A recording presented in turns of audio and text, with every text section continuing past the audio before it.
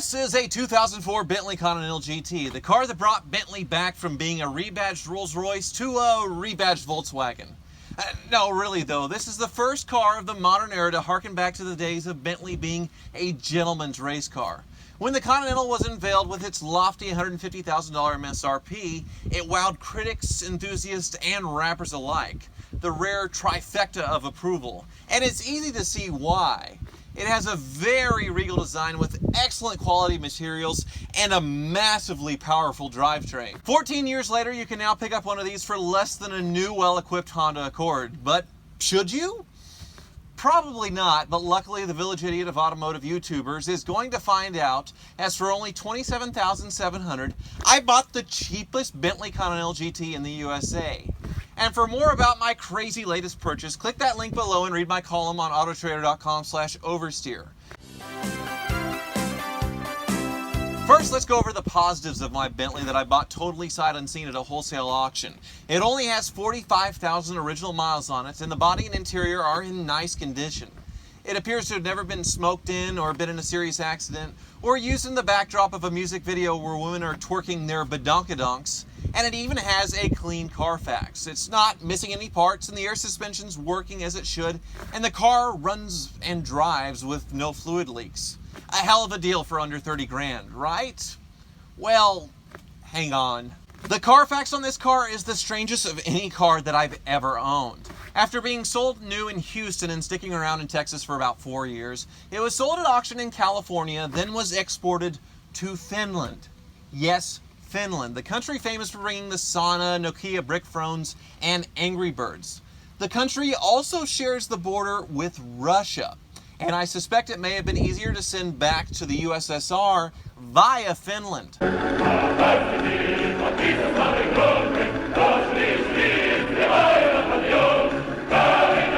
I also suspect the car spent time in Mother Russia because after a decade overseas, it mysteriously ended up back in the United States being sold by a dealer in Miami with a heavy Russian accent via an auction in Chicago?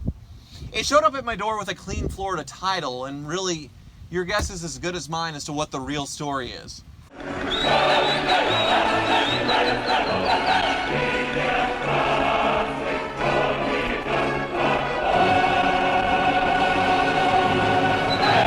So my Continental has probably seen 3 continents in only 45,000 miles and may have been owned by a Russian mobster.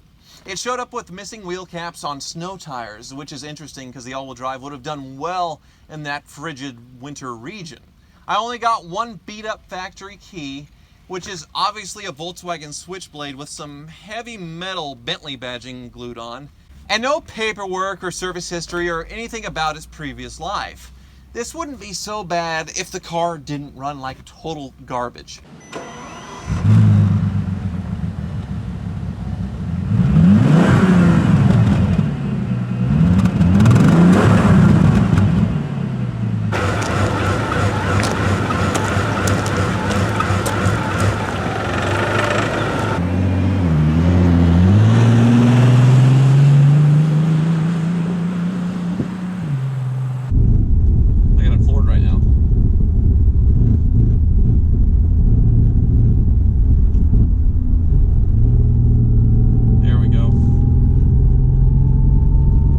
Like I said before, it still runs and drives, but not very well. Originally, this W12 was putting out 550 horsepower, giving it a 0 to 60 of about 4.8 seconds and an incredible top speed of 197.6 miles per hour.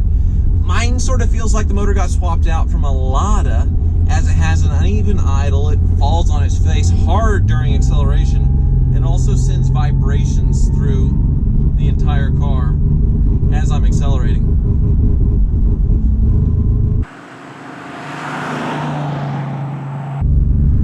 That's 30. Come on, baby.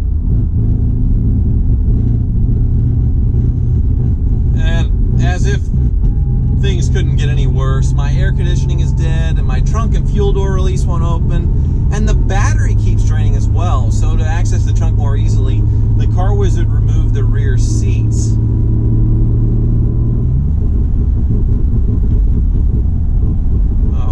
So I certainly have a basket case on my hands, but thankfully the car wizard is ready. So while the wizard hasn't figured out all the electronic problems yet, he does have a good idea of why the engine is running like dookie and the news isn't good.